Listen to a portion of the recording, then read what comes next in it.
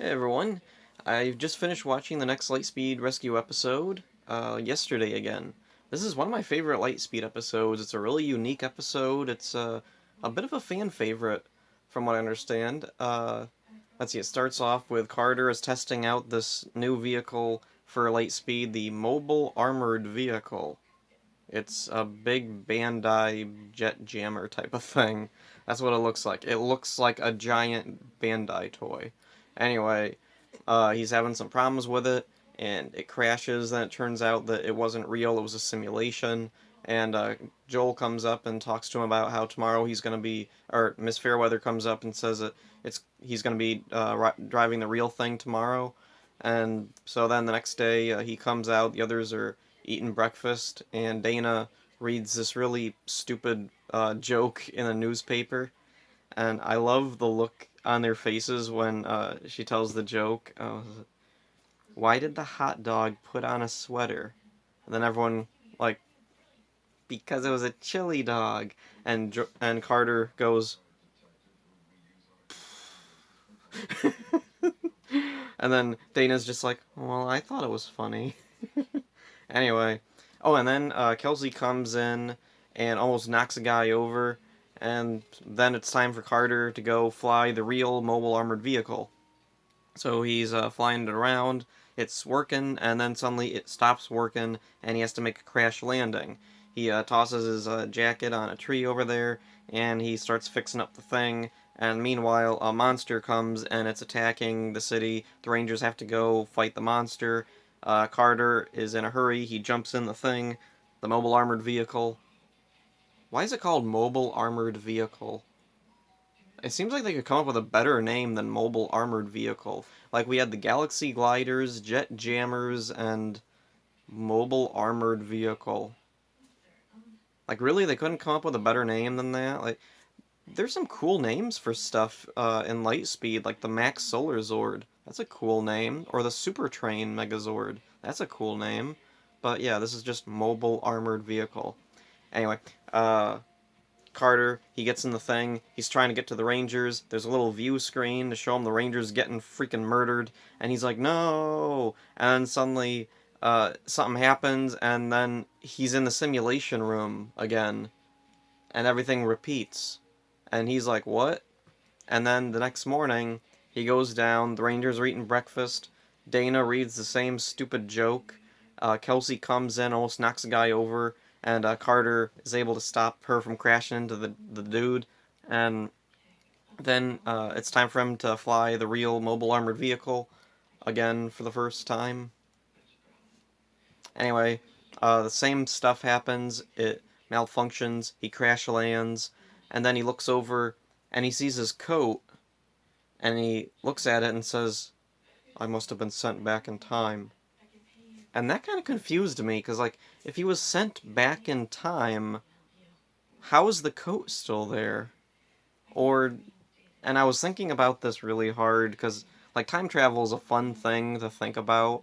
Like, what sets things into motion, and it, like, the concept of infinity, like, an infinite number of events happening continuously. And anyway, uh, so did he go back to the past, but it was after he had already been, his past self had already left.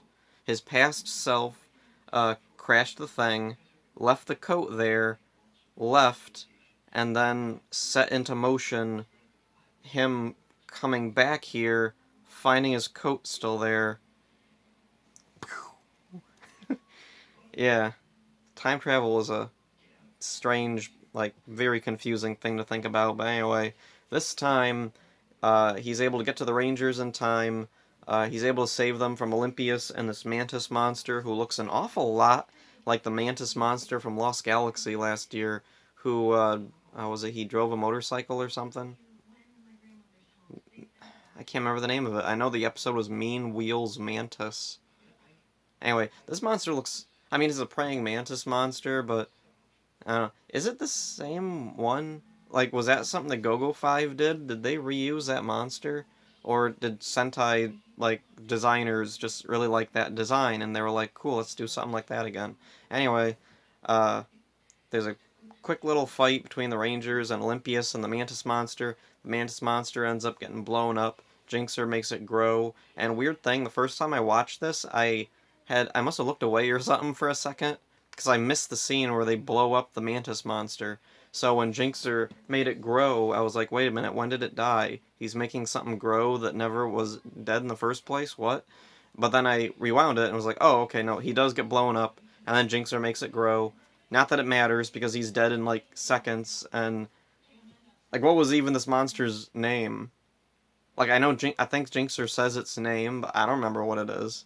It doesn't matter. He's just some weird monster that pops up with Olympius. He didn't need to be there. It could have been just Olympius on his own. Anyway, uh, things are back to normal. Carter goes back to Lightspeed Aqua Base. Joel gives him his own cowboy hat. Kelsey's like, now you're a sky cowboy too, and laugh, laugh, laugh, the end. Great episode. Really love this one. It's a fan favorite. It's one of my favorites of Lightspeed, even if thinking like to I like to think a lot about Power Rangers, so the time travel being confusing just makes me think all the more about it, and I like that. So yeah, that's like the one weird thing is he goes back and sees his coat, so that makes me wonder, are there two Carters now? There's another Carter setting into motion this time loop that's going to just continue for infinity or whatever. I'm trying to think if there was anything else I wanted to say about it. Let's see. Now I remember. The thing I wanted to talk about was the Zeo episode, A Brief Mystery of Time. It's very similar to this, although that one, the time travel thing, was a bit simpler. It was a time distortion caused... what was it? Was it by the villains? They had done something...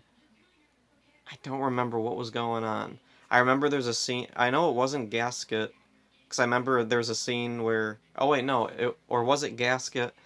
Oh, now I remember. It was Clank and Sprocket are spying on the Rangers, and then when the time loop happens, they're doing it again, and Clank says something that he said before, and then Sprocket says, Clank, do you get the feeling this has happened before? And oh yeah, and also both of that episode and this episode yesterday again focus around a Red Ranger. That one had Tommy, this one has Carter, and they're both the only ones aware of the time loop. Although with Carter, he's seemingly the only one in the time loop, whereas in Zeo, it was everybody was in the time loop. The entire world was repeating, or something, whatever. Oh, and also the whole bit where like they're having deja vu the next day. In Zeo, it was Tommy goes to school, and he anticipates what everybody's gonna say. Like Rocky or Billy says something, and he answers a question they haven't asked yet.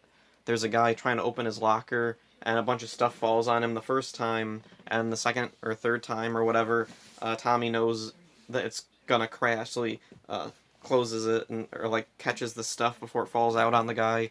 Just like how Carter stops Kelsey from crashing into the one guy. Oh, and she was on roller skates, just like that kid at the beginning of the Zeo episode. Let's see. There's some kid roller skating through the hall, and some teacher's running after him. Steven! Steven! No! Or was he running? Now I don't remember what was going on. Was he running or roller skating? Whatever. Anyway, this reminded me a lot of that episode, and I'm wondering if it took any influence from that episode. Just a weird thought. I think that's everything I had to say about this episode. It was a really good episode. I really like this one. It was a really unique episode. I really wish Power Rangers would do like really clever stories like this more often. Because like I've been watching the new Dino Fury episodes, and they're fine. They're good. But I feel like they could be so much better. There's so much more they could be doing with these, and they just don't. They're very, like, extremely formulaic, even for Power Rangers, which, like, by design is very formulaic. But, yeah, I feel like they really need to start branching out more and, like, do more, like, what these older seasons did, or even what, like, Disney seasons did. So, yeah, that's all I have to say for this one. Hope you enjoyed this. See ya.